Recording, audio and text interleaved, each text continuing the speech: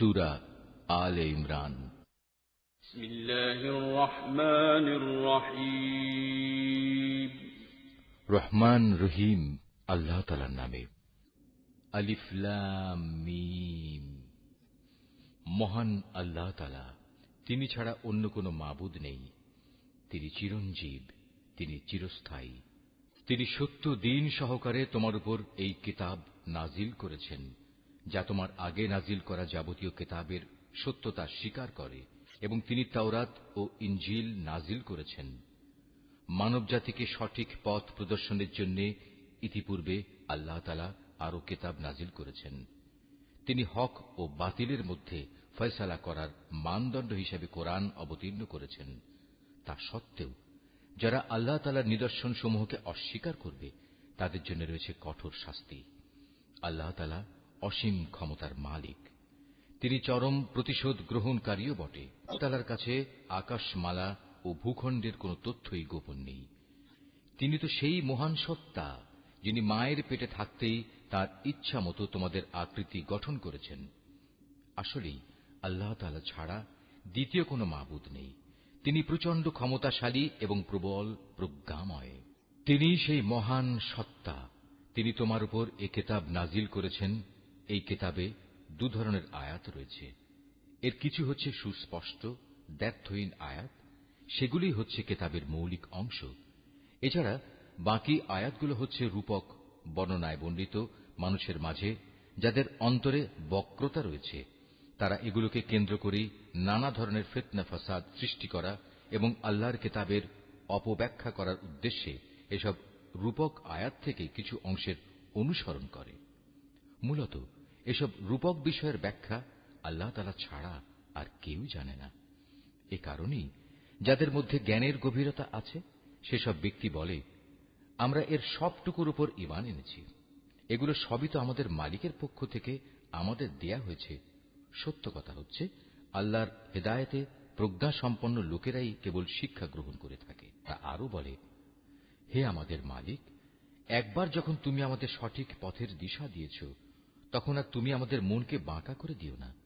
একান্ত তোমার কাছ থেকে আমাদের প্রতি দয়া করো, কেননা যাবতীয় দয়ার মালিক তো তুমি। হে আমাদের মালিক, তুমি অবশ্যই সমগ্র মানব জাতিকে তোমার সামনে হিসাব নিকাশের জন্য একদিন একত্রিত করবে। এতে কোন রকম সন্দেহ নাই। নিঃসন্দেহে আল্লাহ তাআলা কখনোই ওয়াদা ভঙ্গ করেন না। যারা আল্লাহ তাআলা ও তাঁর বিধান অস্বীকার করেছে, তাদের ধন সম্পদ ও সন্তান সন্ততি আল্লাহর আযাব থেকে তাদের বাঁচানোর ব্যাপারে কোনই উপকারে আসবে না। পরিণামে তারাই হবে জাহান্নামের ইন্ধন। তাদের পরিণতি হবে ফিরআউন ও তাদের পূর্ববর্তী নাফরমান জাতিসমূহের মতো। তারা আমার আয়াতসমূহ মিথ্যা প্রতিপন্ন করেছিল। অতএব তাদের অপরাধের কারণে আল্লাহ তাআলা তাদের শক্ত করে পাকড়াও করলেন। বস্তুত শাস্তি প্রয়োগে আল্লাহ তাআলা অত্যন্ত কঠোর। হে নবী, যারা আল্লাহকে অস্বীকার করে সেসব বিদ্রোহী কাফেরদের তুমি বলে দাও, অচিরেই তোমরা এ দুনিয়ায় লাঞ্ছিত পরাজিত হবে এবং পরকালে তোমাদের জাহান্নামের আগুনের কাছে জড়ো করা হবে। আর জাহান্নাম তা তো হচ্ছে অত্যন্ত নিকৃষ্ট অবস্থান। দল দুটোর মধ্যে তোমাদের জন্য শিক্ষণীয় কিছু নিদর্শন মজুদ ছিল, যারা বদরের সম্মুখ সমরে একে অপরের সামনাসামনি হয়েছিল। এদের মধ্যে এক বাহিনী লড়ছিল আল্লাহর দ্বীনের পথে, আর অপর বাহিনীটি ছিল অবিশ্বাসী কাফেরদের। এই সম্মুখ সমর তারা চর্মচক্ষু দিয়ে তাদের প্রতিপক্ষকে তাদের দ্বিগুণ দেখতে পাচ্ছিল। তারপরেও আল্লাহ তাআলা যাকে চান তাকে সাহায্য ও বিজয় দান করেন। এসব ঘটনার মাঝে সেসব লোকের জন্য অনেক কিছু শেখার আছে, যারা অন্তর্দৃষ্টি সম্পন্ন। নারী জাতি, সন্তান সন্ততি, কাঁড়ি কাঁড়ি সোনা রূপা, পছন্দসই ঘোড়া, গৃহপালিত জন্তু ও জমিনের ফসল সব সময়ই মানব সন্তানের জন্য লোভনীয় করে রাখা হয়েছে। এসব হচ্ছে পার্থিব জীবনের ভোগের সামগ্রী মাত্র। স্থায়ী জীবনের উৎকৃষ্ট আশ্রয় তো একমাত্র আল্লাহ তাআলার কাছেই রয়েছে। হে নবী, তুমি তাদের বলো, আমি কি তোমাদের এর চাইতে উৎকৃষ্ট কোন বস্তুর কথা বলবো? হ্যাঁ, সে উৎকৃষ্ট বস্তু হচ্ছে তাদের জন্য যারা আল্লাহকে ভয় করে। এমন সব লোকদের জন্য তাদের মালিকের কাছে রয়েছে মনোরম জান্নাত, যার পাদদেশ দিয়ে প্রবাহমান থাকবে অগণিত ঝর্ণাধারা এবং তারা সেখানে অনাদিকাল থাকবে। আরো থাকবে তাদের পূত পবিত্র সঙ্গী ও সঙ্গিনীরা। সর্বোপরি থাকবে আল্লাহ তাআলার অনাবিল সন্তুষ্টি। আল্লাহ তাআলা নিজ বান্দাদের কার্যকলাপের উপর সর্বদা সতর্ক দৃষ্টি রাখেন। যারা বলে, হে আমাদের মালিক, আমরা অবশ্যই তোমার উপর ঈমান এনেছি, অতঃপর আমাদের যা গুনাহখাতা হয়ে যায় তা তুমি মাফ করে দাও এবং শেষ বিচারের দিন তুমি আমাদের জাহান্নামের আগুন থেকে বাঁচিয়ে দিও। এরা হচ্ছে ধৈর্যশীল এবং সত্যাশ্রয়ী, এরাই অনুগত এবং দানশীল। সর্বোপরি এরা হচ্ছে শেষ রাতে কিংবা উষা লগ্নে ক্ষমা প্রার্থনাকারী। আল্লাহ তাআলা স্বয়ং সাক্ষ্য দিচ্ছেন, তিনি ছাড়া অন্য কোন মাবুদ নেই। ফেরেশতারা এবং জ্ঞানবান মানুষেরাও এই একই সাক্ষ্য দিচ্ছে। আল্লাহ তাআলাই একমাত্র ন্যায় ও ইনসাফ কার্যকর করেন। তিনি ছাড়া দ্বিতীয় কোনো মাবুদ নাই। তিনি পরাক্রমশালী, তিনি প্রজ্ঞাময়। নিঃসন্দেহে মানুষের জীবন বিধান হিসেবে আল্লাহ তাআলার কাছে ইসলামই একমাত্র গ্রহণযোগ্য ব্যবস্থা। যাদের আল্লাহর পক্ষ থেকে কিতাব দেওয়া হয়েছিল, তারা এই জীবন বিধান থেকে বিচ্যুত হয়ে নিজেরা একে অপরের প্রতি বিদ্বেষ ও হিংসার বশবর্তী হয়ে বিভিন্ন দলে উপদলে বিভক্ত হয়ে মতানৈক্যে লিপ্ত হয়ে পড়েছিল। তাও আবার তাদের কাছে আল্লাহর পক্ষ থেকে সঠিক জ্ঞান আসার পর যে ব্যক্তি আল্লাহর বিধান অস্বীকার করবে, তার জানা উচিত অবশ্যই আল্লাহ তাআলা দ্রুত হিসাব গ্রহণকারী। যদি এসব মানুষ তোমার সাথে এ ব্যাপারে কোনরূপ বিতর্কে লিপ্ত হয়, তাহলে তুমি তাদের বলে দাও, আমি এবং আমার অনুসারীরা সবাই আল্লাহর কাছে আত্মসমর্পণ করে নিয়েছি। অতঃপর যাদের আল্লাহর পক্ষ থেকে কিতাব দেওয়া হয়েছে এবং যারা কোনো কিতাব না পেয়ে মূর্খ থেকে গেছে, তাদের সবাইকে জিজ্ঞাসা করো, তোমরা কি সবাই আল্লাহর কাছে আত্মসমর্পণ করেছ? হ্যাঁ, তারা যদি জীবনের সর্বক্ষেত্রে আল্লাহর আনুগত্য মেনে নেয়, তাহলে তারা তো সঠিক পথ পেয়েই গেল। কিন্তু তারা যদি ঈমান থেকে মুখ ফিরিয়ে নেয়, তাহলে মনে রেখো, তোমার দায়িত্ব হচ্ছে কেবল আমার কথা পৌঁছে দেয়া। আল্লাহ তাআলা বান্দাদের কর্মকাণ্ড পর্যবেক্ষণ করছেন। নিঃসন্দেহে যারা আল্লাহর নাজিল করা নিদর্শন সমূহ অস্বীকার করে, যারা অন্যায়ভাবে নবীদের হত্যা করে এবং মানব জাতিকে যারা ন্যায় ও ইনসাফ মেনে চলার আদেশ দেয়, তাদের হত্যা করে, এদের তুমি এক কঠোর শাস্তির সুসংবাদ দাও। এদের অবস্থা হচ্ছে দুনিয়া আখিরাত উভয় স্থানেই এদের কর্ম ব্যর্থ নিষ্ফল হয়ে গেছে, আর এ কারণেই এদের কোথাও কোনো সাহায্যকারী থাকবে না। হে নবী, তুমি তাদের সম্পর্কে চিন্তা করে দেখেছ কি, যাদের আমার কিতাবের কিছু অংশ দেয়া হয়েছিল, অতঃপর তাদের যখন আল্লাহর কিতাবের সে অংশের দিকে ডাকা হল যা তাদের মধ্যকার অমীমাংসিত বিষয়সমূহের মীমাংসা করে দেবে, তখন তাদের একদল লোক এ হেদায়েত থেকে মুখ ফিরিয়ে নিল। মূলত এরাই হচ্ছে সেসব লোক যারা আল্লাহর ফয়সালা থেকে পরান্মুখ থাকে। এটা এ কারণে যে এ নির্বোধ লোকেরা বলে, দোজখের আগুন আমাদের শরীর কখনো স্পর্শ করবে না, আর যদি একান্ত করেও তা হবে হাতে গোনা কয়েকটি দিনের ব্যাপার মাত্র। মূলত তাদের নিজেদের ধর্ম বিশ্বাসের মাঝে নিজেদের মন গড়া ধারণাই তাদের প্রতারিত করে রেখেছে। অতঃপর সেদিন অবস্থান কেমন হবে, যেদিন আমি সমগ্র মানব সন্তানকে একত্রিত করব, যেদিন সম্পর্কে কোনো দ্বিধা সন্দেহের অবকাশ নেই। সেদিন প্রত্যেক মানব সন্তানকেই তার নিজস্ব অর্জিত বিনিময় পুরোপুরি দিয়ে দেয়া হবে এবং সেদিন কারো উপর বিন্দুমাত্র জুলুম করা হবে না। হে নবী, তুমি বলো, হে রাজাধিরাজ মহান আল্লাহ, তুমি যাকে ইচ্ছা তাকে সাম্রাজ্য দান করো, আবার যার কাছ থেকে চাও তা কেড়েও নিয়ে যাও। যাকে ইচ্ছা তুমি সম্মানিত করো, যাকে ইচ্ছা তুমি অপমানিত করো। সব রকমের কল্যাণ তো তোমার হাতেই নিবদ্ধ। নিশ্চয়ই তুমি সবকিছুর উপর একক ক্ষমতাবান। তুমি রাতকে দিনের মাঝে শামিল করো, আবার দিনকে রাতের ভেতর শামিল করো। প্রাণহীন বস্তু থেকে তুমি যেমন প্রাণের আবির্ভাব ঘটাও, আবার প্রাণহীন অসাড় বস্তু বের করে আনো প্রাণ সর্বস্ব জীব থেকে, এবং যাকে ইচ্ছা তুমি বিনা হিসেবে রিজিক দান করো। ঈমানদার ব্যক্তিরা কখনো ঈমানদারদের বদলে অবিশ্বাসী কাফেরদের নিজেদের বন্ধু বানাবে না। যদি তোমাদের কেউ তা করে, তবে আল্লাহর সাথে তার কোনো সম্পর্কই থাকবে না। হ্যাঁ, তাদের কাছ থেকে কোনো আশঙ্কা থাকলে তোমরা নিজেদের বাঁচাতে গেলে ভিন্ন কথা। আল্লাহ তাআলা তো বরং তার নিজের ব্যাপারেই তোমাদের ভয় দেখাচ্ছেন বেশি, কারণ তোমাদের আল্লাহর কাছেই ফিরে যেতে হবে। এই নবী, তুমি বলো, তোমরা তোমাদের মনের ভেতর কিছু গোপন করে রাখো কিংবা তা সবার সামনে প্রকাশ করে দাও, তা আল্লাহ তাআলা ভালোভাবে অবগত হন। আসমান, জমিন ও এর আভ্যন্তরীণ সবকিছু তিনি জানেন। সর্বোপরি আল্লাহ তাআলা সৃষ্টি লোকের সবকিছুর উপর ক্ষমতাবান। তিনি সকল শক্তির আধার। যেদিন প্রত্যেকেই তার ভালো কাজ সামনে হাজির দেখতে পাবে, যে ব্যক্তির কৃতকর্ম খারাপ থাকবে সে সেদিন কামনা করতে থাকবে যে তার মধ্যে এবং বিচারের এই দিনটির মাঝে যদি দুস্তর একটা তফাৎ থাকত। আল্লাহ তাআলা তো তোমাদের তার ক্ষমতা ও শাস্তি থেকে ভয় দেখাচ্ছেন, কারণ আল্লাহ তাআলা তার বান্দাদের সাথে অত্যন্ত অনুগ্রহশীল।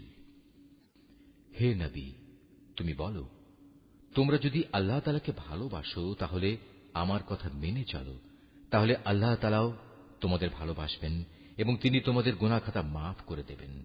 আল্লাহ তাআলা অত্যন্ত ক্ষমাশীল ও দয়াবান। তুমি আরো বলো, তোমরা আল্লাহ তাআলা ও তাঁর রাসূলের কথা মেনে চলো। এ আহ্বান সত্ত্বেও তারা যদি এ থেকে মুখ ফিরিয়ে নেয়, তুমি জেনে রেখো আল্লাহ তাআলা কখনো কাফেরদের পছন্দ করেন না। সেই আল্লাহ তাআলা আদম, নূহ এবং ইব্রাহিমের বংশধর ও ইমরানের বংশধরদের সৃষ্টিকুলের উপর নেতৃত্ব করার জন্য বাছাই করে নিয়েছেন। নেতৃত্বে সমাসীন এদের সন্তানরা বংশানুক্রমে পরস্পর পরস্পরের বংশধর। আল্লাহ তাআলা সবার কথাবার্তা শুনতে পান এবং সব কথা তিনি জানেন। স্মরণ করো, যখন ইমরানের স্ত্রী বলল, হে আমার মালিক, আমার গর্ভে যে সন্তান আছে তাকে আমি স্বাধীনভাবে তোমার দ্বীনের কাজ করার জন্য উৎসর্গ করলাম। তুমি আমার পক্ষ থেকে এ সন্তানটিকে কবুল করে নাও। অবশ্যই তুমি সব কথা শোনো এবং সব বিষয় জানো। একসময় যখন ইমরানের স্ত্রী সেই সন্তান জন্ম দিল, তখন সে বলল, হে আমার মালিক, এ কি? আমি তো দেখছি একটি মেয়ে সন্তান জন্ম দিয়েছি। একটা মেয়েকে কিভাবে আমি তোমার পথে উৎসর্গ করব? আল্লাহ তাআলা তো ভালোভাবেই জানতেন ইমরানের স্ত্রী কোন ধরনের শিশু জন্ম দিয়েছে। আসলে আল্লাহ তাআলার কোনো কোনো কাজের জন্য ছেলে কিন্তু কখনো মেয়ের মতো হবে না। ইমরানের স্ত্রী বলল, আমি এ শিশুর নাম রাখলাম মারিয়াম, এবং আমি এই শিশু ও তার অনাগত সন্তানকে অভিশপ্ত শয়তানের অনিষ্ট থেকে রক্ষার জন্য তোমার কাছে আশ্রয় চাই। আল্লাহ তাআলা ইমরানের স্ত্রীর দোয়া কবুল করলেন এবং এ মেয়েটিকে অত্যন্ত আগ্রহ ভরেই গ্রহণ করে নিলেন এবং ধীরে ধীরে এই মেয়েটিকে তিনি ভালোভাবে গড়ে তুললেন। আর সেজন্যই আল্লাহ তাআলা তাকে জাকারিয়ার তত্ত্বাবধানে রেখে দিলেন। বড় হবার পর যখনই জাকারিয়া তার কাছে তার নিজস্ব ইবাদতের কক্ষে যেত, তখনই দেখতে পেত সেখানে কিছু খাবার মজুদ রয়েছে। খাবার দেখে জাকারিয়া জিজ্ঞেস করত, হে মারিয়াম, এসব খাবার তোমার কাছে কোত্থেকে আসে? মারিয়াম জবাব দিত, এসব আসে আমার মালিক আল্লাহর কাছ থেকে। আর অবশ্যই আল্লাহ তাআলা যাকে চান তাকে বিনা হিসেবে রিজিক দান করেন। সেখানে দাঁড়িয়েই জাকারিয়া তার মালিকের কাছে দোয়া করল, হে আমার মালিক, তুমি তোমার কাছ থেকে আমাকে তোমার অনুগ্রহের প্রতীক হিসেবে একটি নেক সন্তান দান করো। নিশ্চয়ই তুমি মানুষের ডাক শোনো। ফেরেশতারা তাকে ডাক দিল এমন এক সময়ে যখন সে ইবাদতের কক্ষে নামাজ আদায় করছিল। ফেরেশতারা বলল, হে জাকারিয়া, আল্লাহ তাআলা তোমার ডাক শুনেছেন। অবশ্যই আল্লাহ তাআলা তোমাকে ইয়াহিয়ার জন্ম সম্পর্কে সুসংবাদ দিচ্ছেন। তোমার সে সন্তান আল্লাহর পক্ষ থেকে তার বাণীর সত্যায়ন করবে। সে হবে সমাজের নেতা, সে হবে সচ্চরিত্রবান, সে হবে নবী, সর্বোপরি সে হবে সৎ কর্মশীল ব্যক্তিদের একজন। এ কথা শুনে জাকারিয়া বলল, হে আমার মালিক, আমার ঘরে ছেলে হবে কিভাবে? একে তো আমি নিজে বার্ধক্যে উপনীত হয়ে গেছি, তদুপরি আমার স্ত্রীও বন্ধ্যা, সন্তান ধারণে সম্পূর্ণ অক্ষম। আল্লাহ তাআলা বললেন, হ্যাঁ, এভাবেই হয়। আল্লাহ তাআলা যা চান তাই তিনি করেন। জাকারিয়া নিবেদন করল, হে মালিক, তুমি আমার জন্য এর কিছু পূর্ব লক্ষণ ঠিক করে দাও। আল্লাহ তাআলা বললেন, হ্যাঁ, তোমার সে লক্ষণ হবে এই যে তুমি 3 দিন 3 রাত পর্যন্ত মানুষের সাথে ইশারা ইঙ্গিত ছাড়া কথাবার্তা বলবে না। এ অবস্থায় তুমি তোমার মালিককে বেশি বেশি স্মরণ করবে এবং সকাল সন্ধ্যায় তাঁর পবিত্র নামসমূহের তসবিহ পাঠ করতে থাকবে। অতঃপর মরিয়ম বয়ঃপ্রাপ্ত হল। আল্লাহর ফেরেশতারা যখন বলল, হে মরিয়ম, আল্লাহ তাআলা নিঃসন্দেহে তোমাকে একটি বিশেষ কাজের জন্য বাছাই করেছেন এবং এজন্যে তোমাকে তিনি পবিত্র করেছেন এবং বিশ্বের নারীকুলের উপর তিনি তোমাকে সম্মানিত করেছেন। হে মরিয়ম, এর যোগ্য হওয়ার জন্য তুমি সর্বদা তোমার মালিকের অনুগত হও, তাঁর কাছে আনুগত্যের মাথা নত করো, রুকুকারীদের সাথে তুমিও আল্লাহর সামনে রুকু করো। হে নবী, এ সবই ছিল তোমার জন্য অদৃশ্য লোকের সংবাদ। আমি এগুলো তোমাকে ওহীর মাধ্যমে জানিয়েছি, নতুবা তুমি তো সেখানে তাদের পাশে হাজির ছিলে না, বিশেষ করে যখন ইবাদতখানার পুরোহিতরা মরিয়মের পৃষ্ঠপোষক কে হবে এটা নির্বাচনের জন্য ভাগ্যরেখায় কলম নিক্ষেপ করেছিল, আর তুমি তাদের ওখানে উপস্থিত ছিলে না যখন তারা বিতর্ক করছিল। অতঃপর ফেরেশতারা বলল, হে মরিয়ম, অবশ্যই আল্লাহ তাআলা তোমাকে একটি পুত্র সন্তানের জন্ম সংক্রান্ত নিজস্ব এক বাণীর সুসংবাদ দিচ্ছেন।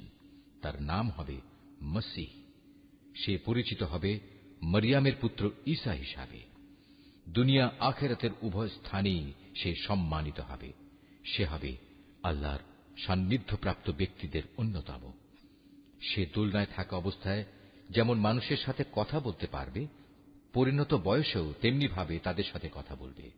বস্তুত সে হবে নেককার মানুষদের একজন। মরিয়ম বলল, হে আমার মালিক, আমার গর্ভে সন্তান আসবে কোত্থেকে? আমাকে তো কখনো কোনো মানব সন্তান স্পর্শ পর্যন্ত করেনি। আল্লাহ তাআলা বললেন, এভাবেই আল্লাহ তাআলা যাকে চান তাকে চিরাচরিত নিয়ম ছাড়াই পয়দা করেন। তিনি যখন কোনো কাজ করার সিদ্ধান্ত নেন তখন শুধু তাকে বলেন, হয়ে যাও, অতঃপর সাথে সাথে তা সংঘটিত হয়ে যায়।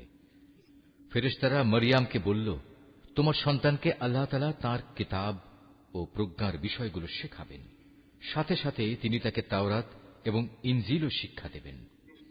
আল্লাহ তাআলা তাকে বনী ইসরাইলদের কাছে রসুল করে পাঠালেন। অতঃপর সে আল্লাহর রসুল হয়ে তাদের কাছে এসে বলল, আমি নিঃসন্দেহে তোমাদের মালিকের কাছ থেকে নবুয়তের কিছু নিদর্শন নিয়ে এসেছি। সেই নিদর্শনগুলো হচ্ছে, আমি তোমাদের জন্য মাটি দ্বারা পাখির মতো করে একটি আকৃতি গঠন করব এবং পরে তাতে ফুঁ দেব। অতঃপর তোমরা দেখবে এই আকৃতিটি আল্লাহর ইচ্ছায় জীবন্ত পাখি হয়ে যাবে, আর জন্মান্ধ এবং কুষ্ঠ রোগীকেও সুস্থ করে দেব। আল্লাহর ইচ্ছায় এভাবে আমি মৃতকেও জীবিত করে দেব। আমি তোমাদের আরো বলে দেব, তোমরা নিজের ঘরে কি কি জিনিস খাও, আবার কি জিনিস না খেয়ে জমা করে রাখো। মূলত তোমরা যদি আল্লাহর উপর ঈমান আনো তাহলে নিঃসন্দেহে এতে তোমাদের জন্য নিদর্শন রয়েছে। মসীহ ঈসা ইবনে মরিয়ম আরো বলবে, তাওরাতের যে বাণী আমার কাছে রয়েছে আমি তার সত্যায়নকারী। তাছাড়া তোমাদের উপর হারাম করে রাখা হয়েছে এমন কতিপয় জিনিসও আমি তোমাদের জন্য হালাল করে দেব, এবং আমি তোমাদের মালিকের পক্ষ থেকে এই নিদর্শন নিয়েই এসেছি। অতএব তোমরা আল্লাহকে ভয় করো এবং আমার আনুগত্য করো। নিশ্চয়ই আল্লাহ তাআলা আমার মালিক, তোমাদেরও মালিক। অতএব তোমরা তাঁরই ইবাদত করো, আর এটাই হচ্ছে একমাত্র সঠিক ও সোজা পথ। অতঃপর ঈসা যখন তাদের থেকে কুফরি আঁচ করতে পারল তখন সে সাথীদের ডেকে বলল, কে আছো তোমরা আল্লাহ তাআলার পথের দিকে চলার সময় আমার সাহায্যকারী হবে? হাওয়ারীরা বলল, হ্যাঁ, আমরাই হব আল্লাহর সাহায্যকারী। আমরা আল্লাহর উপর ঈমান এনেছি। হে ঈসা, তুমি সাক্ষী থাকো, আমরা সবাই এক একজন অনুগত বান্দা। হাওয়ারীরা বলল, হে আল্লাহ, তুমি যা কিছু নাজিল করেছ আমরা তার উপর ঈমান এনেছি এবং আমরা রসুলের কথাও মেনে নিয়েছি।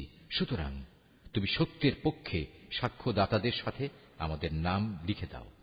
অতঃপর বনী ইসরায়েলের লোকেরা আল্লাহর নবীর বিরুদ্ধে দারুণ শঠতা করল, তাই আল্লাহ কৌশলের পন্থা গ্রহণ করলেন। বস্তুত আল্লাহ তাআলাই হচ্ছেন সর্বোত্তম কৌশলী।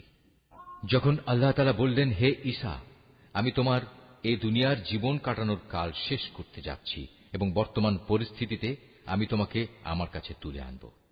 যারা তোমাকে মেনে নিতে অস্বীকার করছে তাদের যাবতীয় পাপ থেকেও আমি তোমাকে পবিত্র করে নেব, আর যারা তোমাকে অনুসরণ করছে তাদের আমি কিয়ামত পর্যন্ত এই অস্বীকারীদের উপর বিজয়ী করে রাখব।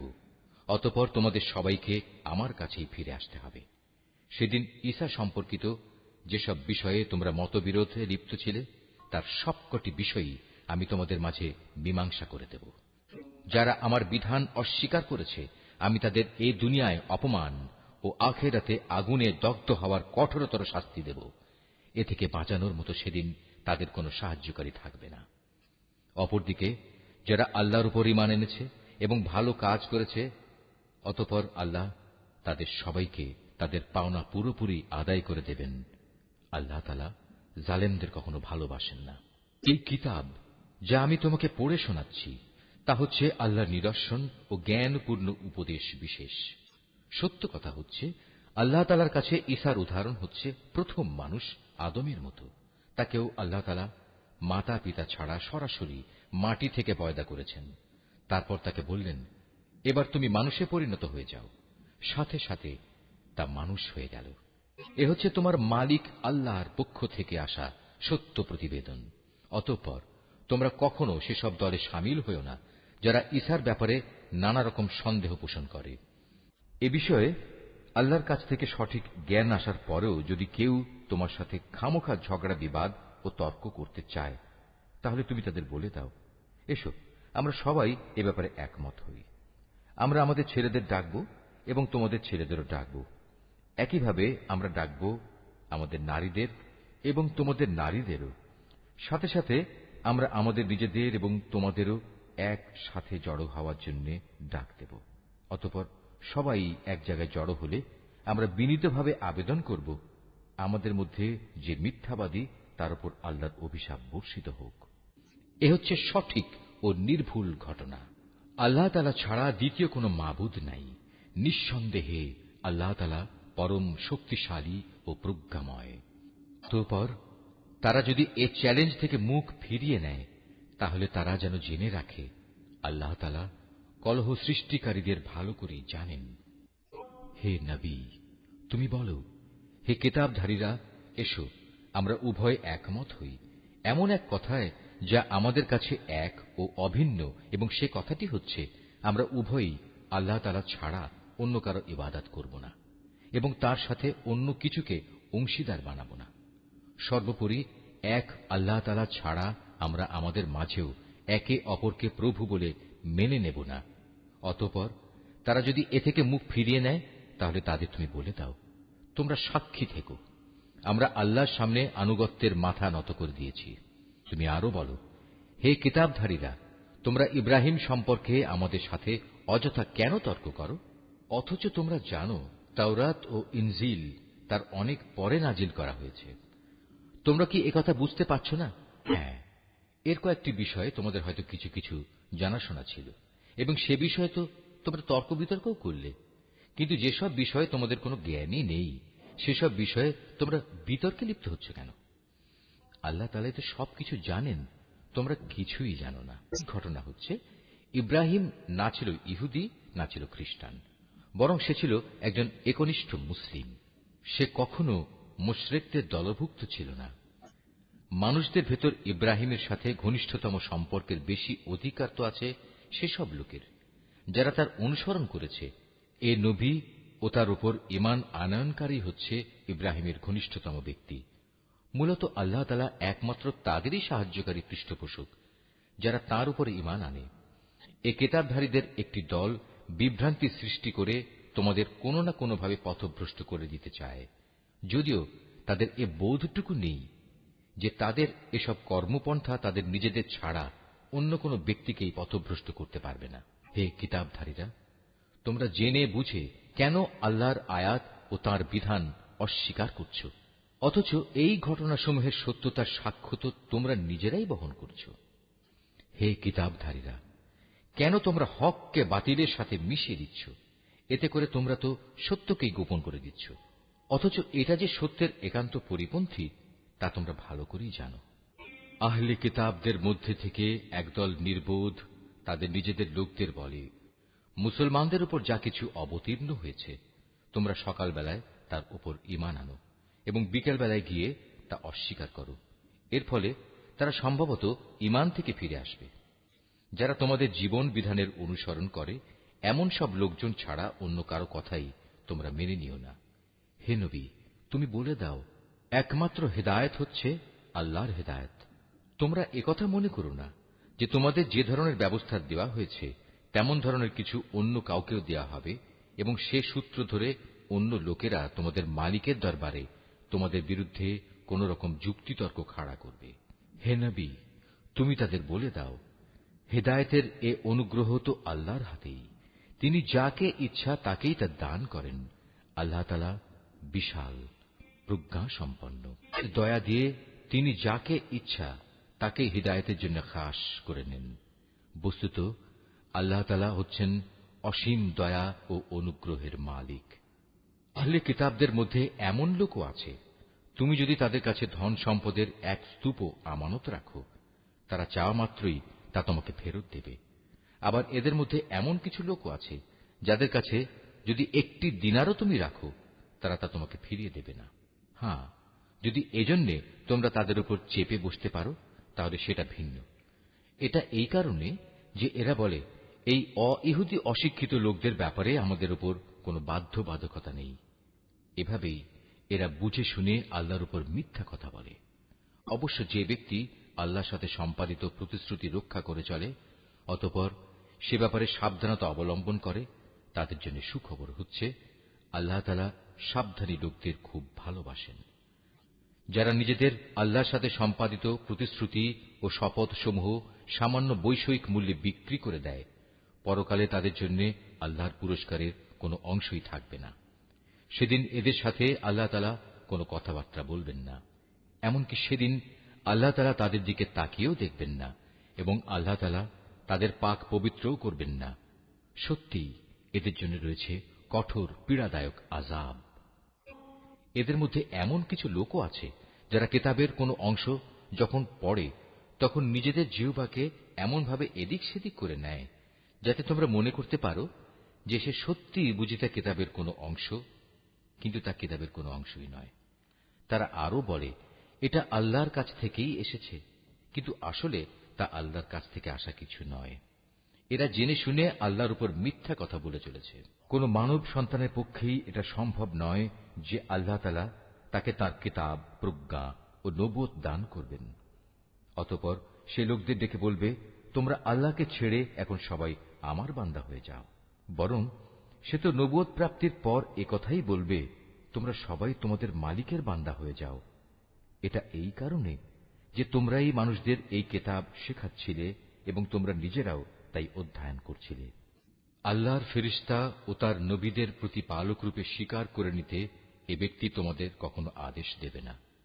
একবার আল্লাহর অনুগত মুসলমান হবার পর সে কিভাবে তোমাদের পুনরায় কুফরির আদেশ দিতে পারে? আল্লাহ তাআলা যখন তার নবীদের কাছ থেকে প্রতিশ্রুতি নিয়েছিলেন তখন তিনি বলেছিলেন, এ হচ্ছে কিতাব ও তার ব্যবহারিক জ্ঞান কৌশল যা আমি তোমাদের দান করলাম। অতঃপর তোমাদের কাছে যখন আমার কোন রসূল আসবে যে তোমাদের কাছে রক্ষিত আগের কিতাবের সত্যায়ন করবে, তখন তোমরা অবশ্যই তার আনিত বিধানের উপর ঈমান আনবে এবং তাকে সাহায্য করবে। আল্লাহ তাআলা জিজ্ঞাসা করলেন, তোমরা কি এ কথার উপর আমার এ অঙ্গীকার গ্রহণ করেছ? তারা বলল, হ্যাঁ, আমরা মেনে চলার অঙ্গীকার করছি।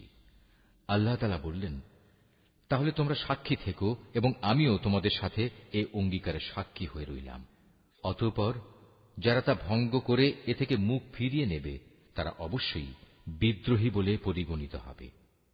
তারা কি আল্লাহর দেয়া জীবন ব্যবস্থার বদলে অন্য কোন বিধানের সন্ধান করছে? অথচ আসমান জমিনে যা কিছু আছে, ইচ্ছায় হোক কিংবা অনিচ্ছায় হোক, আল্লাহ তাআলার বিধানের সামনে আত্মসমর্পণ করে আছে এবং প্রত্যেককে তো তাঁর কাছেই ফিরে যেতে হবে। হে নবী, তুমি বলো, আমরা আল্লাহর উপর ঈমান এনেছি আমাদের উপর যা নাজিল করা হয়েছে তার উপর।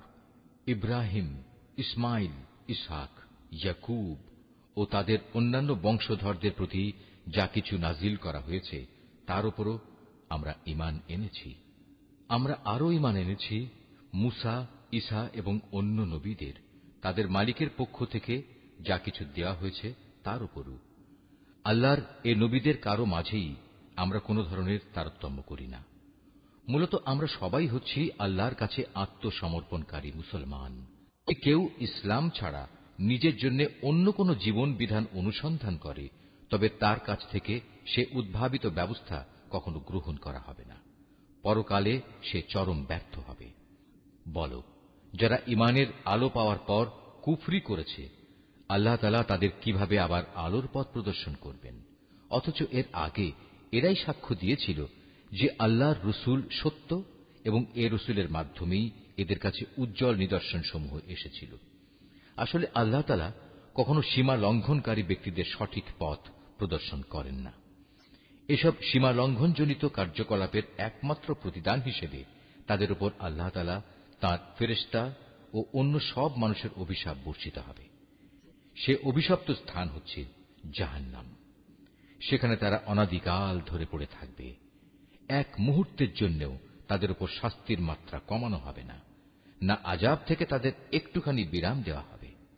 তবে তাদের কথা আলাদা, যারা এসব কিছুর পর তওবা করেছে এবং তারপর নিজেদের সংশোধন করে নিয়েছে। আল্লাহ তাআলা অবশ্যই ক্ষমাশীল ও পরম দয়ালু। কিন্তু যারা একবার ঈমান আনার পর কুফরির পথ অবলম্বন করেছে, অতঃপর তারা এই বেঈমানি কার্যকলাপ দিন দিন বাড়াতেই থেকেছে, আল্লাহর দরবারে তাদের তওবা কখনো কবুল হবে না, কারণ এ ধরনের লোকেরাই হচ্ছে পথভ্রষ্ট। এটা সুনিশ্চিত, যারা আল্লাহ তাআলাকে অস্বীকার করেছে এবং কুফরি অবস্থায় তাদের মৃত্যু হয়েছে, তারা যদি নিজেদের আল্লাহর আযাব থেকে বাঁচানোর জন্য এক পৃথিবী পূর্ণ স্বর্ণ মুক্তিপণ হিসেবে খরচ করে, তবু তাদের কারো কাছ থেকে তা গ্রহণ করা হবে না। বস্তুত এরাই হচ্ছে সেসব হতভাগ্য ব্যক্তি যাদের জন্য রয়েছে মর্মন্তুদ আযাব, আর সেদিন তাদের কোনো সাহায্যকারীও থাকবে না। তোমরা কখনো যথার্থ নেকি অর্জন করতে পারবে না যতক্ষণ না তোমরা তোমাদের ভালোবাসার জিনিস আল্লাহর পথে ব্যয় করবে। মূলত তোমরা যা কিছুই ব্যয় করো, আল্লাহ তাআলা তা জানেন। আজ তোমাদের জন্য যেসব খাবার হালাল করা হয়েছে তা একসময় বনী ইসরাইলদের জন্য হালাল ছিল, অবশ্য এমন দু একটা জিনিস বাদে যা তাওরাত নাজিল হওয়ার আগেই ইসরাইল তার নিজের উপর হারাম করে রেখেছিল। তুমি বলো, সন্দেহ থাকলে যাও, তোমরা গিয়ে তাওরাত নিয়ে এসো এবং তা পড়ে শোনাও, যদি তোমরা তোমাদের দাবির ব্যাপারে সত্যবাদী হও। যারা এর পরেও আল্লাহর উপর মিথ্যা আরোপ করে, নিঃসন্দেহে তারা বড় জালেম। তুমি বলো, আল্লাহ তাআলা সত্য কথা বলেছেন, অতএব তোমরা সবাই নিষ্ঠার সাথে ইব্রাহিমের মতাদর্শ অনুসরণ করো। আর ইব্রাহিম কখনো আল্লাহর সাথে অংশীবাদীদের দলে শামিল ছিল না। নিশ্চয়ই গোটা মানব জাতির জন্য সর্বপ্রথম যে ঘরটি বানিয়ে রাখা হয়েছিল তা ছিল বাক্কায় তথা মক্কা নগরীতে। এ ঘরকে কল্যাণ, মঙ্গলময় এবং মানবকুলের দিশারি হিসেবেই বানানো হয়েছিল। এখানে রয়েছে আল্লাহ তাআলার সুস্পষ্ট নিদর্শন সমূহ। আরো রয়েছে সেই স্থান যেখানে ইব্রাহিম দাঁড়িয়েছিল। এই ঘরের বিশেষ মর্যাদা হচ্ছে, যে এখানে প্রবেশ করবে সে দুনিয়া আখিরাত উভয় স্থানেই নিরাপদ হয়ে যাবে।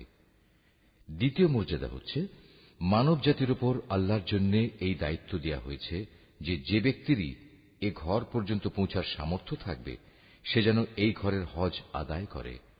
আর যদি কেউ এ বিধান অস্বীকার করে, তার জেনে রাখা উচিত আল্লাহ তাআলা সৃষ্টিকুলের মোটেই মুখাপেক্ষী নন। হে নবী, তুমি বলো, হে আহলে কিতাবরা, তোমরা কেন জেনে বুঝে আল্লাহর আয়াত অস্বীকার করো, অথচ আল্লাহ তাআলাই তোমাদের যাবতীয় কাজের সাক্ষী।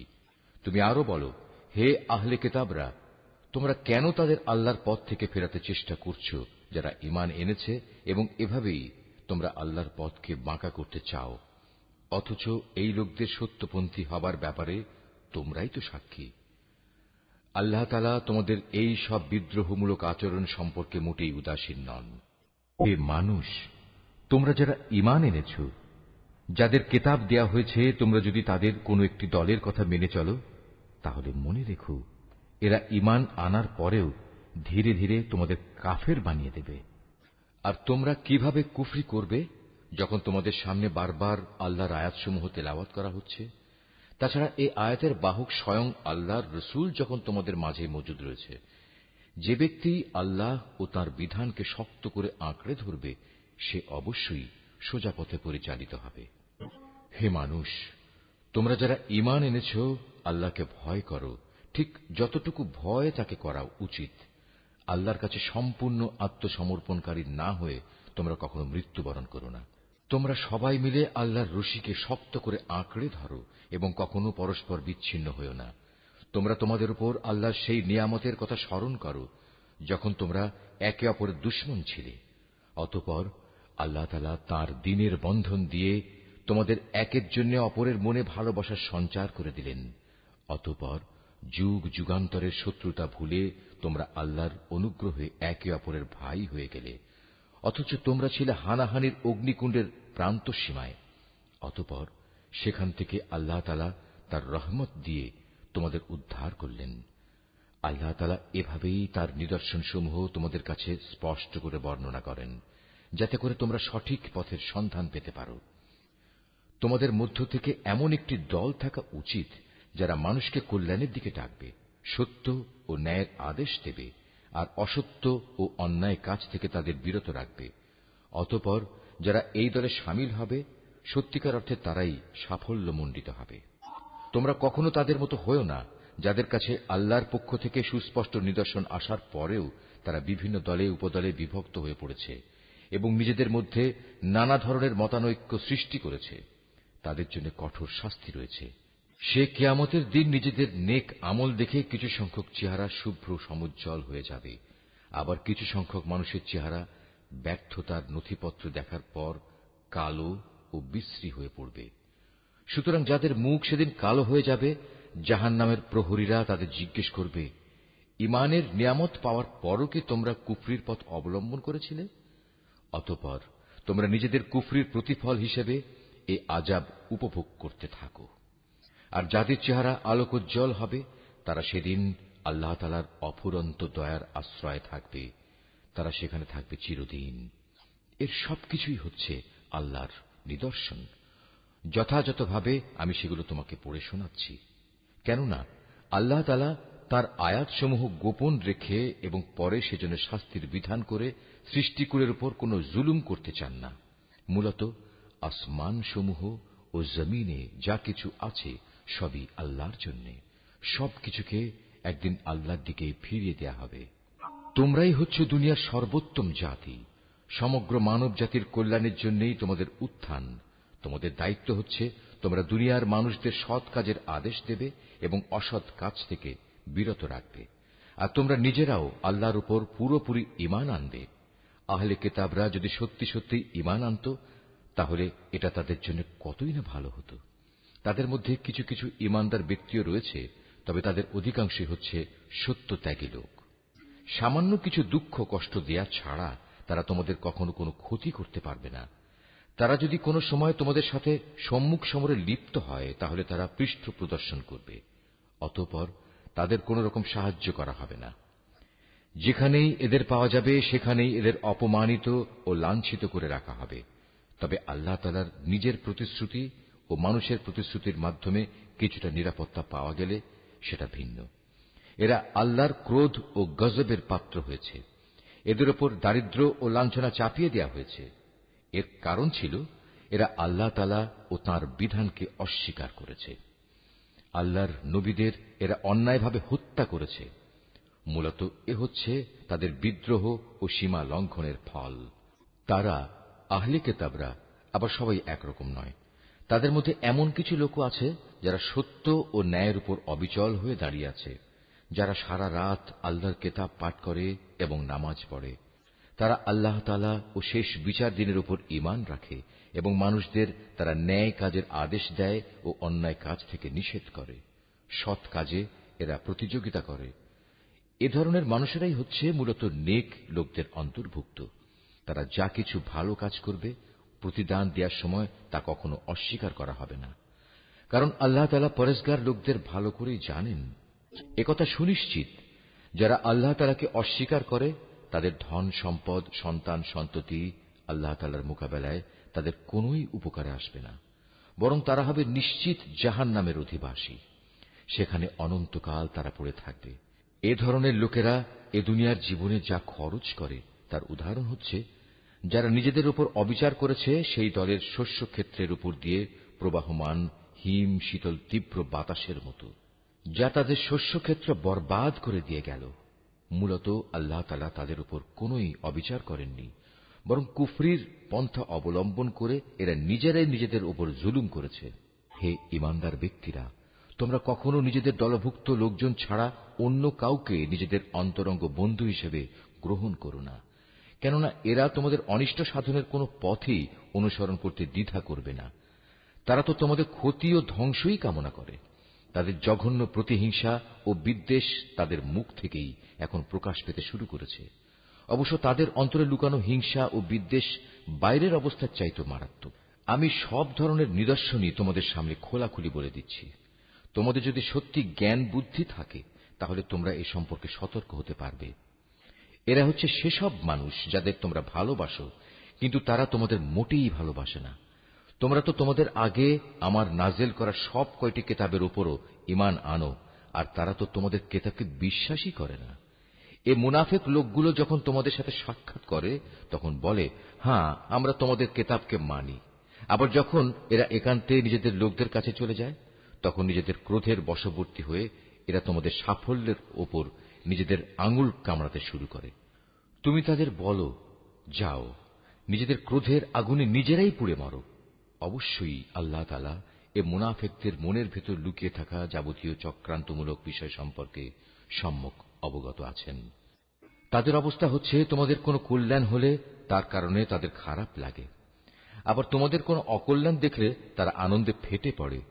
এ প্রতিকূল অবস্থায় যদি তোমরা ধৈর্য ধারণ করতে পারো এবং নিজেরা সাবধান হয়ে চলতে পারো তাহলে তাদের চক্রান্ত ও ষড়যন্ত্র তোমাদের কিছুই ক্ষতি করতে পারবে না।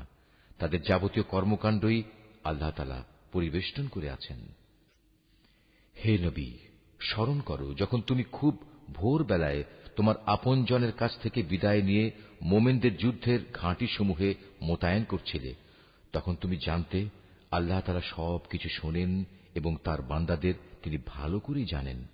বিশেষ করে সেই নাজুক পরিস্থিতিতে যখন তোমাদের দুটো দল মনোবল হারিয়ে ফেলার উপক্রম করে ফেলেছিল, তখন আল্লাহ তাআলাই তাদের উভয় দলের সেই ভগ্ন মনোবল জোড়া লাগাবার কাজে অভিভাবক হিসেবে মজুদ ছিলেন।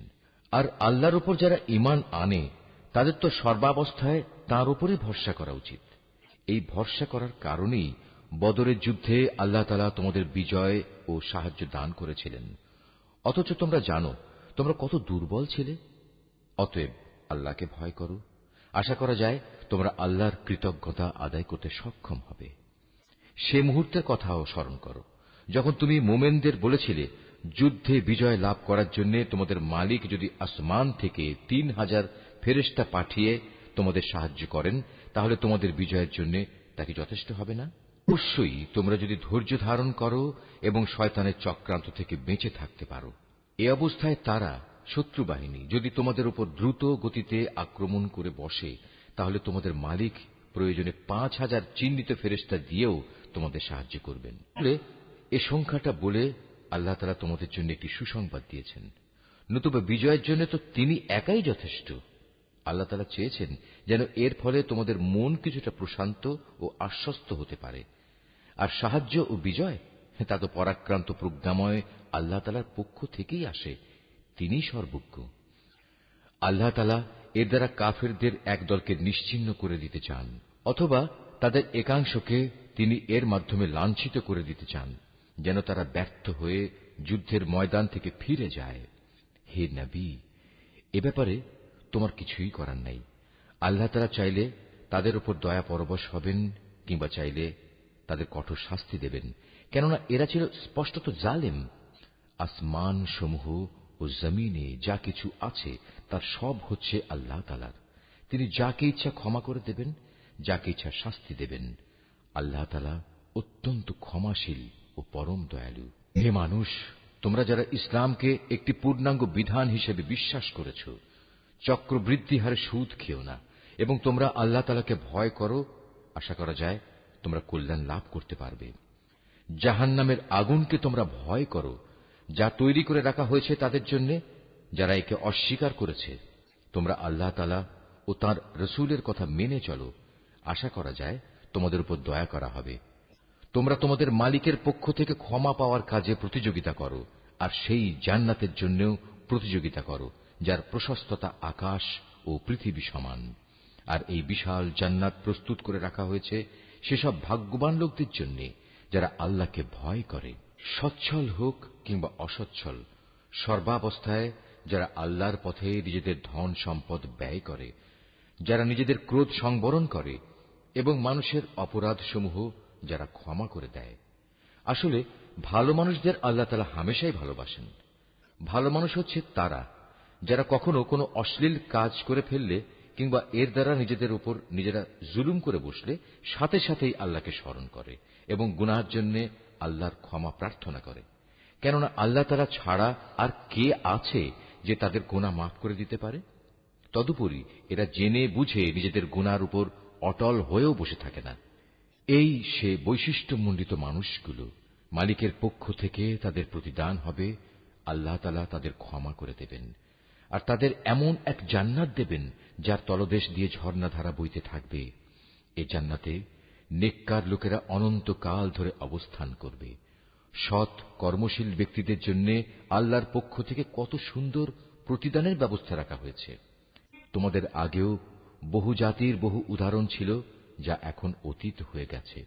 সুতরাং এদের পরিণতি দেখার জন্য তোমরা পৃথিবীতে ঘুরে বেড়াও এবং দেখো আল্লাহ তাআলা ও তাঁর বিধান মিথ্যা প্রতিপন্নকারীদের পরিণতি কি হয়েছিল। বস্তুত এটি হচ্ছে মানব জাতির জন্য একটি সুস্পষ্ট ব্যাখ্যা, এবং আল্লাহ তাআলাকে যারা ভয় করে এটি তাদের জন্য একটি সুস্পষ্ট পথ নির্দেশ ও সদুপদেশ বই কিছুই নয়। তোমরা হতোদ্যম হও না, চিন্তিত হও না। তোমরা যদি সত্যিকার অর্থে ঈমানদার হও তাহলে তোমরাই বিজয়ী হবে। তোমাদের উপর যদি কোনো সাময়িক আঘাত আসে এতে মনক্ষুণ্ণ হবার কি আছে? এ ধরনের আঘাত তো তাদের উপরও এসেছে। আর এভাবেই আমি মানুষের মাঝে তাদের উত্থান পতনের দিনগুলো পালাক্রমে অদল বদল করাতে থাকি, যাতে করে আল্লাহ তাআলা এ কথাটা জেনে নিতে পারেন যে কে সত্যিকার অর্থে আল্লাহর উপর ঈমান রাখে, এবং এর মাধ্যমে তোমাদের মাঝখান থেকে কিছু শহীদও আল্লাহ তাআলা তুলে নিতে চান। মূলত আল্লাহ তাআলা কখনো জালেমদের পছন্দ করেন না। এর মাধ্যমে তিনি মূলত ঈমানদার বান্দাদের পরিশুদ্ধ করে কাফেরদের নাস্তানাবুদ করে দিতে চান। তোমরা কি মনে করো তোমরা এমনি এমনি বেহেশতে প্রবেশ করে যাবে? অথচ আল্লাহ তাআলা পরীক্ষার মাধ্যমে একথা জেনে নেবেন না যে কে তাঁর পথে জিহাদ করতে প্রস্তুত হয়েছে এবং কে এ বিপদে কঠোর ধৈর্য ধারণ করতে পেরেছে? তোমরা মৃত্যুর মুখোমুখি হওয়ার আগে থেকেই তা কামনা করছিলে, আর এখন তো দেখতে পাচ্ছ তোমরা নিজেদের চর্ম চোখে। মুহাম্মদ একজন রসূল ছাড়া অতিরিক্ত কিছুই নয়।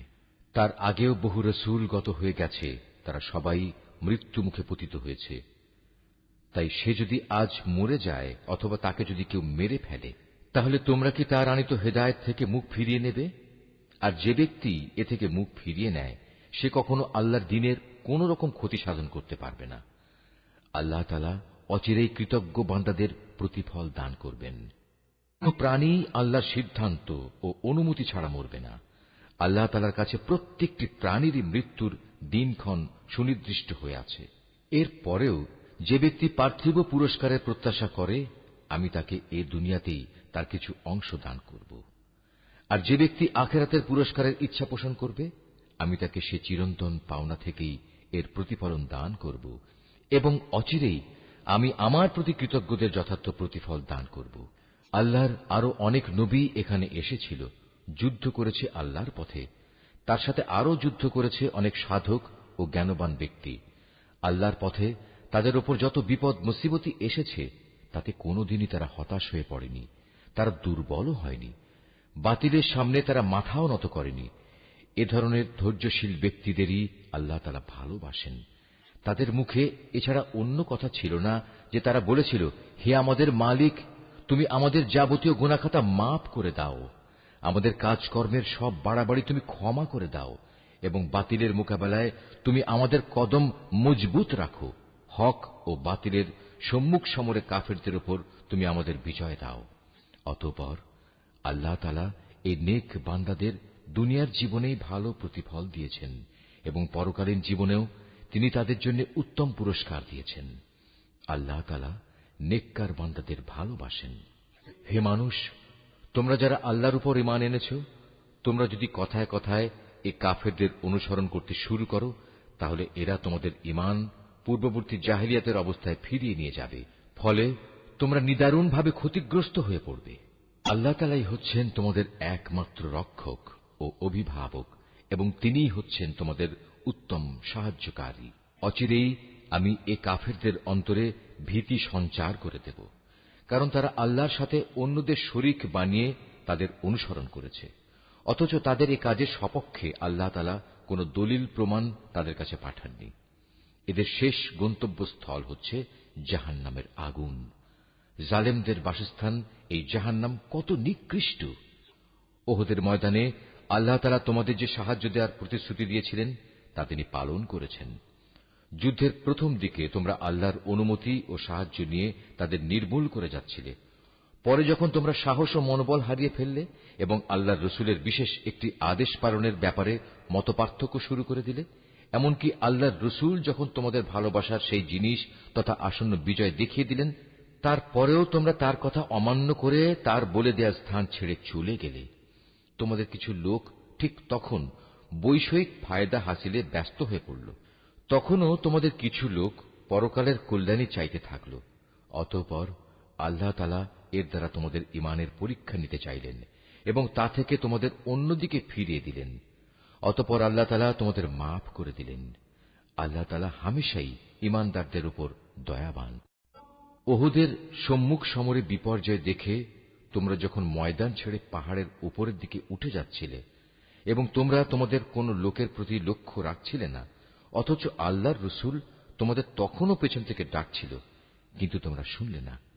তাই আল্লাহ তাআলা তোমাদের দুঃখের পর দুঃখ দিলেন, যেন তোমাদের কাছ থেকে যা হারিয়ে গেছে এবং যা কিছু বিপদ তোমাদের উপর পতিত হয়েছে, এর কোনোটার ব্যাপারে তোমরা উদ্বিগ্ন ও মর্মাহত না হও। আল্লাহ তাআলা তোমাদের সব ধরনের কর্মকাণ্ড সম্পর্কেই ওয়াকিবহাল রয়েছেন। এরপর আল্লাহ তাআলা তোমাদের উপর এমন সন্তোষজনক পরিস্থিতি নাজেল করে দিলেন, এর ফলে তোমাদের একদল লোক তন্দ্রাচ্ছন্ন হয়ে পড়ে, আর একদল লোক যাদের নিজেরাই নিজেদের উদ্বিগ্ন করে রেখেছিল, তারা তাদের জাহেলি যুগের ধারণা অনুযায়ী আল্লাহ তাআলা সম্পর্কে অন্যায় ধারণা করতে থাকে। এক পর্যায়ে তারা এও বলতে শুরু করে, যুদ্ধ পরিচালনার কাজে কি আমাদের কোনো ভূমিকা আছে? হে নবী, তুমি তাদের বলো, এ ব্যাপারে আমারও কোনো ভূমিকা নেই। ক্ষমতা ও কর্তৃত্বের সবটুকু আল্লাহর হাতে। এই দলের লোকেরা তাদের মনের ভেতর সেসব কথাবার্তা গোপন করে রেখেছে, তা তোমার সামনে খোলাখুলি প্রকাশ করে না। তারা বলে, এ কাজে যদি আমাদের কোনো ভূমিকা থাকত, তাহলে আজ আমরা এখানে নিহত হতাম না। তুমি তাদের বলে দাও, যদি আজ তোমরা সবাই ঘরের ভেতরেও থাকতে, তবু নিহত হওয়া যাদের অবধারিত ছিল, তারা তাদের মরণের বিছানার দিকে বের হয়ে আসত। আর এভাবেই তোমাদের মনের ভেতর লুকিয়ে রাখা বিষয়সমূহের ব্যাপারে আল্লাহ তাআলা তোমাদের পরীক্ষা করেন, এবং এ ঘটনার মাঝ দিয়ে তিনি তোমাদের অন্তরে যা কিছু আছে তাও পরিশুদ্ধ করে দেন। তোমাদের মনের কথা সম্পর্কে আল্লাহ তাআলা সম্যক ওয়াকিবহাল রয়েছেন। একটি বাহিনী যেদিন সম্মুখ সমরে একে অপরের মুখোমুখি হয়েছিল, সেদিন যারা ময়দান থেকে পালিয়ে গিয়েছিল, তাদের একাংশের অর্জিত কাজের জন্য শয়তানই তাদের পদস্খলন ঘটিয়ে দিয়েছিল। অতঃপর তারা অনুতপ্ত হলে আল্লাহ তাআলা তাদের ক্ষমা করে দিলেন। আল্লাহ তাআলা অত্যন্ত ক্ষমাশীল ও পরম ধৈর্যশীল। হে ঈমানদার ব্যক্তিরা, তোমরা কাফেরদের মতো হয়ো না। তাদের অবস্থা ছিল এমন, এ কাফেরদের কোনো ভাই বন্ধু যখন বিদেশ বিভুঁয়ে মারা যেত কিংবা কোনো যুদ্ধে লিপ্ত হতো, তখন এরা তাদের সম্পর্কে বলতো, এরা যদি বাইরে না গিয়ে আমাদের কাছে থাকত, তাহলে এরা কিছুতেই মরত না এবং এরা নিহতও হতো না। এভাবেই এ মানসিকতাকে আল্লাহ তাআলা তাদের মনের আক্ষেপে পরিণত করে দেন। আসলে আল্লাহই মানুষের জীবন দেন, আল্লাহই মানুষের মৃত্যু ঘটান, এবং তোমরা এ দুনিয়ায় যা করে যাচ্ছ, আল্লাহ তাআলা তার সব কিছুই দেখেন। তোমরা যদি আল্লাহর পথে নিহত হও অথবা সে পথে থেকেই তোমরা মৃত্যুবরণ করো, তাহলে আল্লাহর পক্ষ থেকে যে রহমত ও ক্ষমা লাভ করবে তা হবে কাফেরদের সঞ্চিত অর্থ সামগ্রীর চাইতে অনেক বেশি উত্তম। আল্লাহর পথে যদি তোমরা জীবন বিলিয়ে দাও অথবা তাঁরই পথে তোমাদের মৃত্যু হয়, তাহলেই তোমাদের কি করার থাকবে? কারণ তোমাদের তো একদিন আল্লাহ তাআলার সমীপে এমনি একত্রিত করা হবে। এটা আল্লাহর এক অসীম দয়া যে তুমি এদের সাথে ছিলে কোমল প্রকৃতির মানুষ। এর বিপরীত যদি তুমি নিষ্ঠুর ও পাষাণ হৃদয়ের মানুষ হতে, তাহলে এসব লোক তোমার আশপাশ থেকে সরে যেত। অতএব তুমি এদের অপরাধসমূহ মাফ করে দাও। এদের জন্য আল্লাহর কাছে ক্ষমা প্রার্থনা করো এবং কাজ কর্মের ব্যাপারে এদের সাথে পরামর্শ করো। অতঃপর সে পরামর্শের ভিত্তিতে সংকল্প একবার যখন নিয়ে নেবে, তখন তার সফলতার জন্য আল্লাহর উপর ভরসা করো। আল্লাহ তাআলা তার উপর নির্ভরশীল মানুষদের ভালোবাসেন। যদি আল্লাহ তাআলা তোমাদের সাহায্য করেন, তাহলে কোনো শক্তি তোমাদের পরাজিত করতে পারবে না। আর তিনি যদি তোমাদের পরিত্যাগ করেন, তাহলে এখানে এমন কোন শক্তি আছে যে অতঃপর তোমাদের কোন রকম সাহায্য করতে পারে? কাজেই আল্লাহর উপর যারা ঈমান আনে, তাদের আল্লাহর উপরই ভরসা করা উচিত। কোন নবীর পক্ষে কোন বস্তুর খেয়ানত করা সম্ভবই নয়। হ্যাঁ, মানুষের মধ্যে কেউ যদি কিছু খেয়ানত করে, তাহলে কিয়ামতের দিন সে ব্যক্তিকে তার খেয়ানতের সে বস্তু সহ আল্লাহর দরবারে হাজির হতে হবে। অতঃপর প্রত্যেককেই তার অর্জিত ভালো মন্দের পাওনা সঠিকভাবে আদায় করে দেয়া হবে। সেদিন তাদের কারো ওপর অবিচার করা হবে না। যে ব্যক্তি আল্লাহর সন্তুষ্টির পথ অনুসরণ করে, তার সাথে কিভাবে সে ব্যক্তির তুলনা করা যায়? যে আল্লাহর বিরোধী পথে চলে শুধু তার ক্রোধই অর্জন করেছে, তার এমন ব্যক্তির জন্য জাহান্নামের আগুন হবে একমাত্র বাসস্থান, আর তা হবে সত্যিই একটি নিকৃষ্ট আশ্রয়স্থল। এরা নিজ নিজ আমল অনুযায়ী আল্লাহর কাছে বিভিন্ন স্তরে বিভক্ত হবে। আল্লাহ তাআলা এদের সব ধরনের কার্যকলাপের উপর সজাগ দৃষ্টি রাখেন। আল্লাহ তাআলা অবশ্যই তাঁর ঈমানদার বান্দাদের উপর এই অনুগ্রহ করেছেন যে তিনি তাদের মাঝ থেকে একজন ব্যক্তিকে রসূল করে পাঠিয়েছেন, যে তাদের কাছে আল্লাহর কিতাবের আয়াতসমূহ পড়ে শোনায় এবং সে অনুযায়ী সে তাদের জীবনকে পরিশুদ্ধ করে। সর্বোপরি সে নবী তাদের আল্লাহর কিতাব ও তাঁর গ্রন্থলব্ধ জ্ঞান বিজ্ঞান শিক্ষা দেয়। অথচ এরা সবাই ইতিপূর্বে স্পষ্ট ভ্রান্তিতে নিমজ্জিত ছিল। যখনই তোমাদের উপর ওহদ যুদ্ধের বিপদ নেমে এলো, তখনই তোমরা বলতে শুরু করলে, পরাজয়ের এ বিপদ কিভাবে এলো, কার দোষে এলো?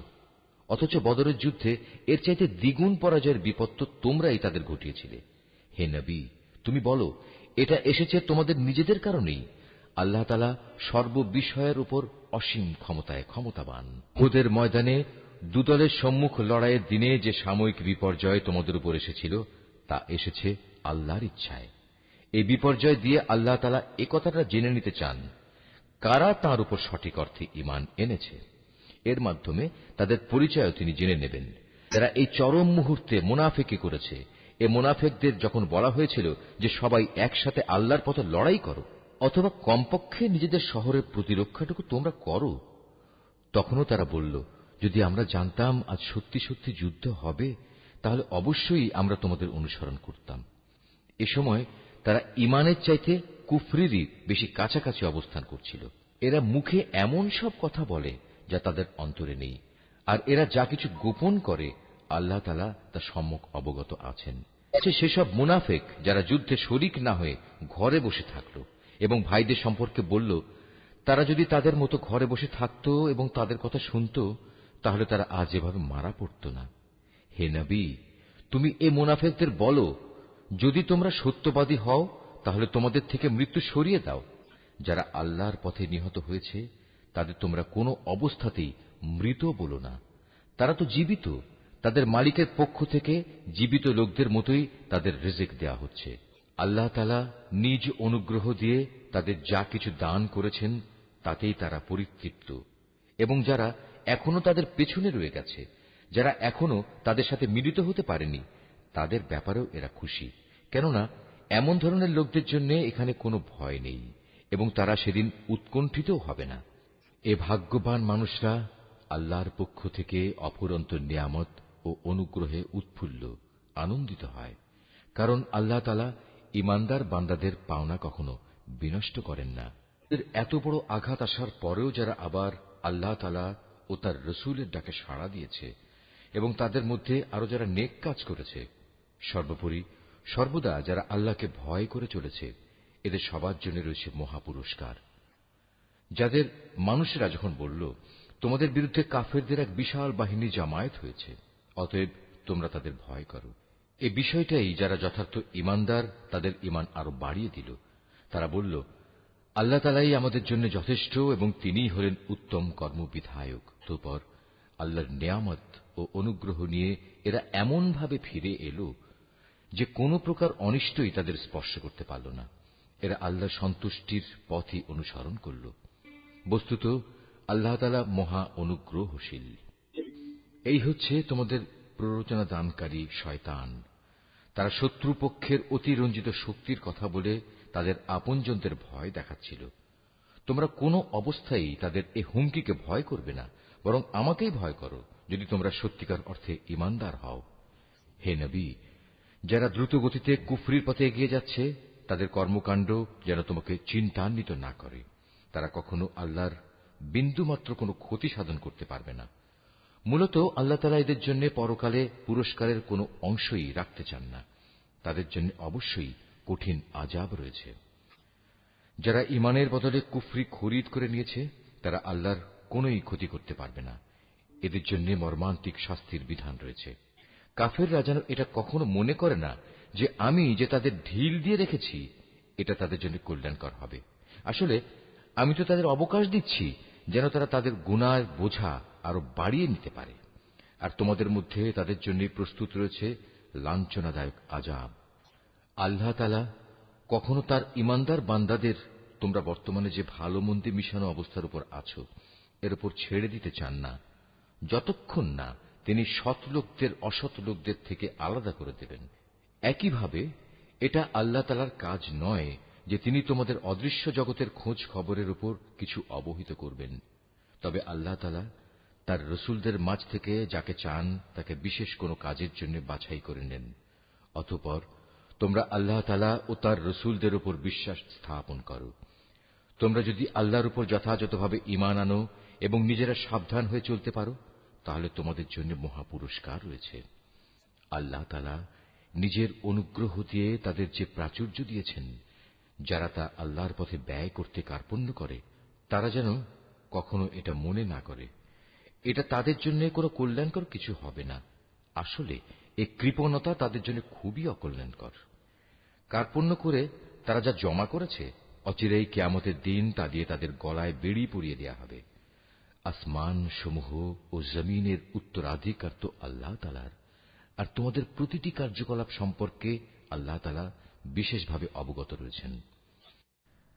আল্লাহ তাআলা সেই ইহুদি লোকদের কথা ভালো করেই শুনেছেন যখন তারা বিদ্রূপ করে বলেছিল, হ্যাঁ আল্লাহ তাআলা অবশ্যই গরীব আর আমরা হচ্ছি ধনী।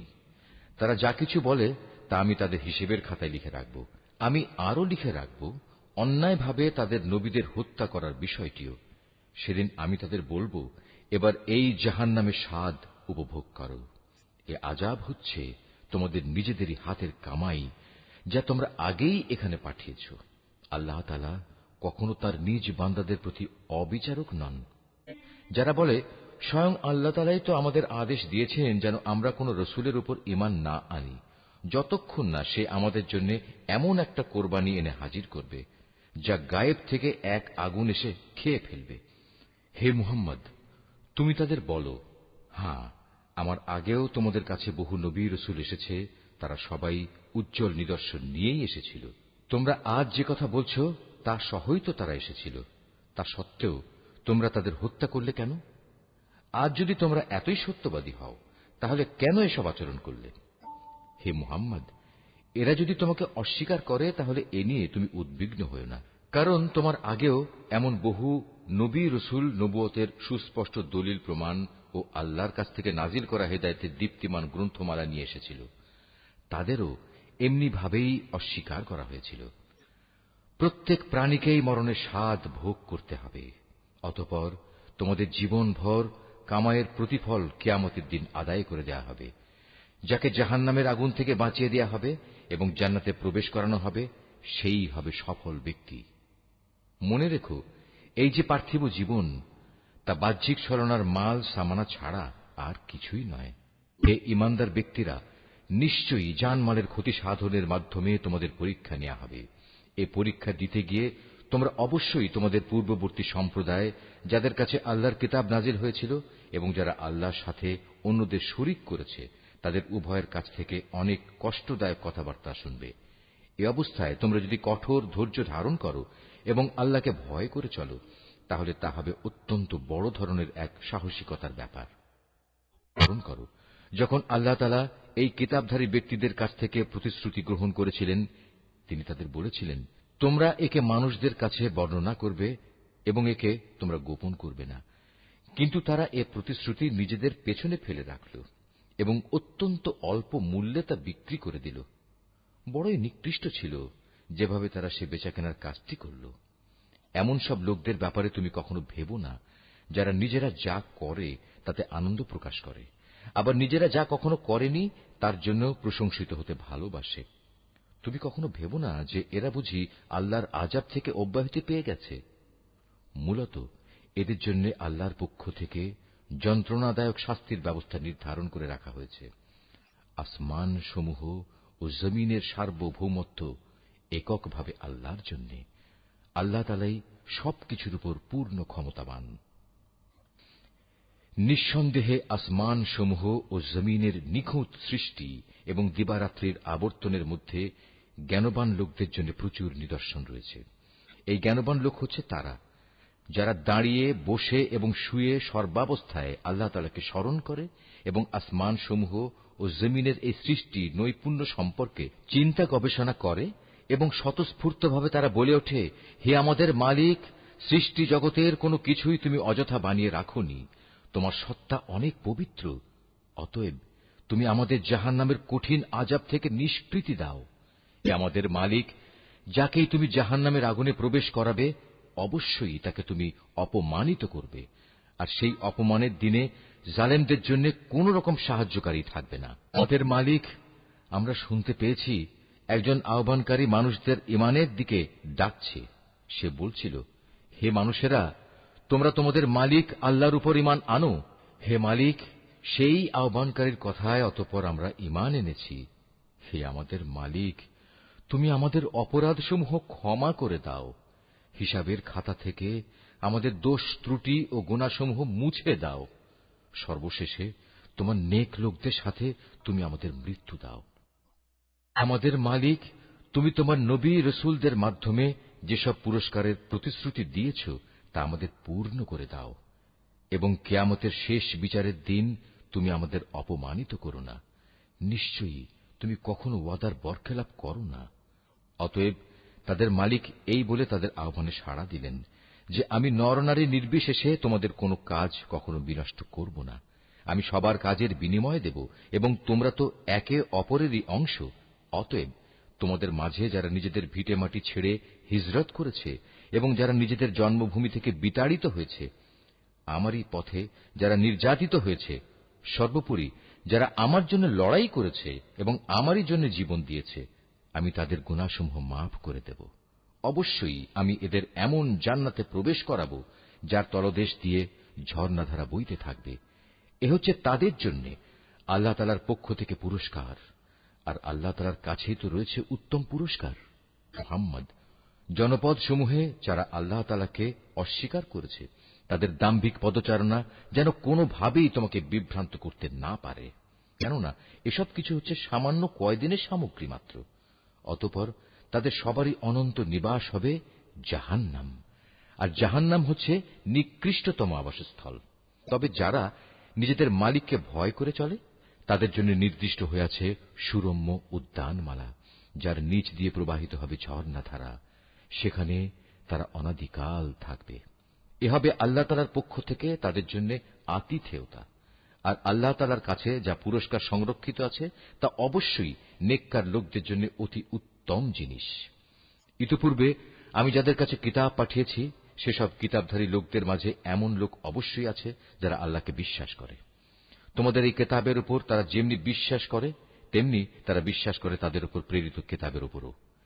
এরা আল্লাহর জন্য ভীত সন্ত্রস্ত ও বিনয়ী বান্দা। এরা আল্লাহর আয়াতকে স্বার্থের বিনিময়ে সামান্য মূল্যে বিক্রি করে না। এরাই হচ্ছে সেসব ব্যক্তি যাদের জন্য তাদের মালিকের কাছ থেকে অগাধ পুরস্কার রয়েছে। নিঃসন্দেহে আল্লাহ তাআলা হচ্ছেন দ্রুত হিসাব সম্পন্নকারী। হে মোমেনরা, তোমরা ধৈর্য ধারণ করো। এ কাজে একে অপরের সাথে প্রতিযোগিতা করো, শত্রুর মোকাবেলায় সদা সুদৃঢ় থেকো, একমাত্র আল্লাহকেই ভয় করো। এভাবেই আশা করা যায় তোমরা সফল